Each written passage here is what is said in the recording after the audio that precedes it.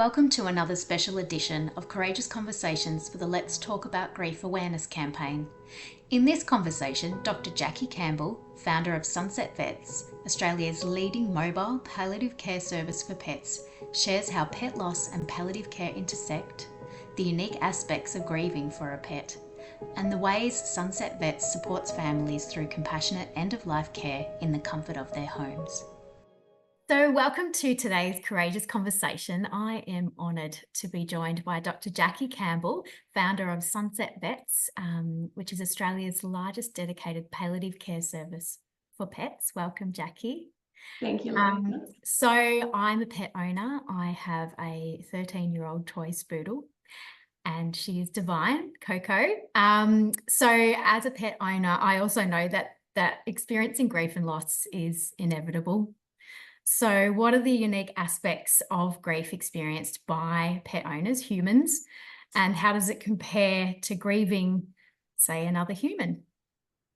Yeah, look, I think as pet owners, we all kind of know and experience that they just don't live as long as we want them to. And, it's never long enough. And I talk a lot when I'm counselling the families that I work with about this kind of, shifting age that we see, and they experience that aging process more rapidly. So it's part of that inevitable process that as pet owners we will all go through.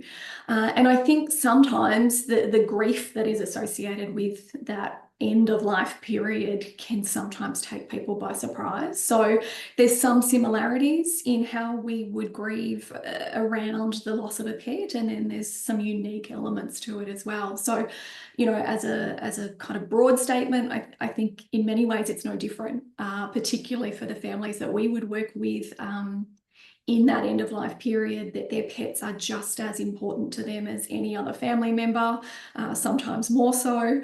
And so that grief can really be a significant life event for them. What we find that is a little bit unique sometimes to the experience of pet loss is that oftentimes we are working through these quality of life decisions with families. And so as our pets approach that end of life period, either just through aging or maybe they have been diagnosed with a terminal illness, there's often a lot of decision making that we have to make for them about, their quality of life. And ultimately, for many pets, it's a decision around euthanasia and that choice to let them go in a more gentle way. And so the very unique element, I guess, of pet loss grief is often that guilt. So we've got the loss and the sadness, but we've also sometimes got this layering of guilt around the decision making, in the sense that we're sometimes actively making this choice to end this pet's life, and that can be really complex for some people. So we see, a lot of anticipatory grief. We see a lot of complex grief, and we also, see a lot of very natural and normal grieving. And that can be a really unique, beautiful element of it. Sometimes we're working with these families and it's the young children's first experience with loss and grief. So that can sometimes be a really positive thing to work through as well. For sure. Yeah. So, look, I think the unique love that we have for our pets is really centered around their unconditional love for us. And, I guess, we always have their well-being front of mind, I guess, because of that love that they have for us. So when they do face a serious illness and are approaching that end of life, I know that palliative care can play a crucial role in maintaining their quality of the time that they have left with us and providing them comfort and I guess ensuring their dignity as our very beloved friends. So what does palliative care for a pet entail, and how does it provide that comfort and dignity to them? Yeah, great question. So palliative care essentially is this approach that we would take to medical decision making. And most commonly, we're applying it at end of life, where we start to shift the goals of care a little bit. So we're maybe making decisions that are more focused on comfort and not necessarily kind of chasing that curative outcome for that pet. So it's a very holistic kind of approach to how we look after both the kind of medical needs of the pet, and at Sunset we kind of are often supporting decision making around pain management plans, and that's a really key element of what we do. Is there more we can do to make this pet more comfortable, either through a change in the medications that they're on, or we're thinking about things like their environment. You know, what does their day-to-day living look like, and can we make recommendations around things like physio and exercise and appropriate flooring that they're kind of navigating in the home. Those key things can really impact quality of life in a really positive way if we're looking at those final weeks where it's so important, right? So definitely palliative care is about that medical kind of process for the pet, but the other element is really all around the client care piece. So that family, how are we supporting, you know, the things that are impacting their daily quality of life? And we talk a lot about this concept around caregiver burden, which I know we see in human health as well, that the caregivers often, you know, may be having challenges with what we as a medical team are actually asking of them when it comes to the daily care. So what we try to do is, I guess, bring that all together with a really clear conversation with owners about what their end of life goals are for their pet, what's important to them, where's their line in the sand, what does quality of life look like for their individual pet and for their family unit. And so it's this beautiful mesh of looking after the patient and looking after the family and the people as well, and how do we kind of get all of those kind of competing needs to align into a holistic treatment plan. So yeah, that's what I guess we aim to focus on, and it's all really around can we make everybody more comfortable, and taking a breath sometimes in a moment to appreciate that we may be in those end weeks, and what does that look like as far as the things we want to do for that pet and that family unit. Yeah. So for our listeners who may not own a pet or haven't had a pet age and have come to that end of life experience yet, can you share a story where the palliative care process has been a positive experience for both the pet and the owner? Yeah, look, I mean, I think we see positive impacts sometimes across the whole spectrum of people associated with the lives of our pets. So, you know, certainly we've got many scenarios where, as I say, we've been supporting a family to care for their pet, but then there's been neighbours involved in that caregiving and community members that have kind of become involved in that end of life process. So that can be a really positive thing as well. And as you say, sometimes for people who have not experienced pet loss before, or they're not particularly pet people, having kind of exposure to any of this death and grief literacy stuff is actually really positive. So we will see all sorts of medical presentations for the families that we work with. You know, many times we might be called to help or assess a family where they've been given a certain diagnosis, and we can look at ways in which we can better manage particularly pain, and where we think that we maybe have 6 months of life left, you know, we're still there supporting them 12 or 18 months later. So many stories like that will happen in the context of palliative care, where we get those key clinical decisions right. Equally, sometimes the reverse happens, and we have less time than we think. And so our role there really is around how do we help guide those owners through what can be really confronting, where the timeframes are different to what we were hoping or expecting, and we have a crisis type situation. So yeah, look, lots and lots of wonderful stories about how we help both the pets, but also the secondary and tertiary people that might come into contact with those animals. You know, I've had beautiful euthanasia appointments where we've been in the garden of a street, and neighbours have attended those visitations, and we've had a community involvement in a goodbye for a pet. So wide and diverse, I guess, is the take home for how we would support people, but the key concept being around that comfort outcome at end of life. Oh, that's so lovely. And I know that it would be probably one of the most challenging decisions a pet owner would ever, a human being would ever have to make in their life, to euthanize their beloved pet. So I know that, Griefline exists to support people through all kinds of loss, including the death of a pet. But I know that there's not a huge amount of other supports available to emotionally guide people through this process. But I know that Sunset Vets offer this unique additional service to pet owners. So can you just explain to me what the importance is of providing that emotional care and support to pet owners through the process and then after the death of their pet?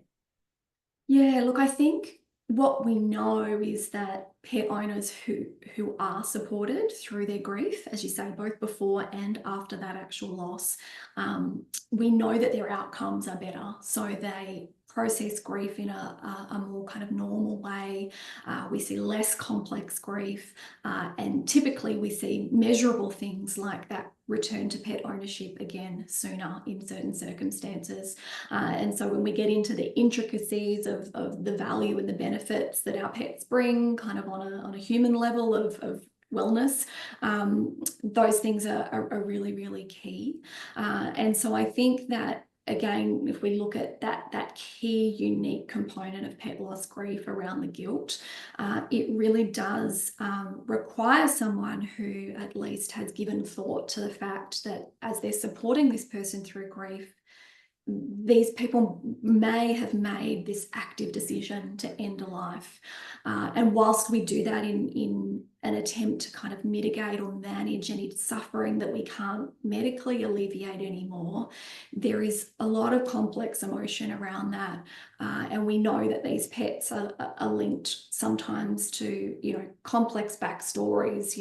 We'll be sometimes supporting, a family member, and the pet was owned by another family member who has now passed. So there's these complex layerings of the loss of that pet is sometimes kind of reopening some of those grief wounds. So it is a bit of a unique area where we just want people to kind of understand that these pets really are important to families, and that there sometimes is more beneath the kind of surface around the decisions that have been made that can be a challenge for people if they're not well supported. And it's amazing that groups like Griefline are there specifically with this kind of knowledge of what pet loss grief looks like. It does seem to be that it's not just the loss and the trauma, but the grief that makes it very, very unique in the context of a euthanasia decision. So I want to know, in your experience, what it's been like to see children as part of this process as well, because I'm sure that there are people watching and listening to this conversation that might not consider involving their children in that process and being present as their pet dies. What's your thoughts and experience around that, and having witnessed some families, with their children present through the process? Yeah, look, I think it's definitely something where we would encourage families to have that conversation ahead of the decision making. And obviously every family is going to be, unique in its own right. But often there's a lot of fear around how children will react, and a thinking that we need to shield them from that experience and shield them from that grief. In many circumstances, it can be a very positive thing for children to be present at the decision-making points and present at the euthanasia, depending on the context and depending on the child. So there's certainly kind of recommendation that we would have families working with their veterinarian and planning for these appointments, and seeking guidance on what is it going to look like? What are the processes involved as we were approaching that euthanasia appointment? And I think from my experience, often giving children that space and that capacity to experience and then express their grief is often very, very healthy. And sometimes it can be, really helpful as well for the parents. We work with a lot of families, I guess, where the dog or the cat was the first child. And so, it's important as children come into that family unit that we're kind of managing the emotions of everybody during those appointments. In the context of what Sunset Vets does, we're working often in the home environment for these euthanasias, so stepping out of the hospital setting, and that can be maybe slightly more manageable if we have a number of children kind of in their own home where they can step in or out of that appointment as they please. But equally, a lot of veterinary hospitals have really focused on managing and helping grief for clients. So things like grieving rooms and comfort rooms are now becoming more commonplace within those hospital settings. And I think we're getting better and better at recognizing how important our pets are and doing this stuff better. Yeah, most definitely. And having conversations like this so that we can share with others in our communities around the importance of having conversations about death and grief, and being realistic about managing the end of life options, I guess, available to our pets. And I guess on that final note, I just wanted you to share with our listeners a little bit about Sunset Vets. Where are you located? If people want to know more about the work that you do, how can they find you?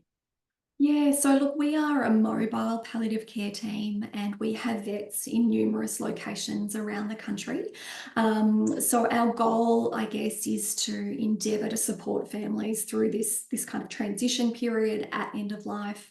And wherever possible, we would endeavour to work with that primary care veterinary team to provide this additional palliative support. And as I said, we work in the home.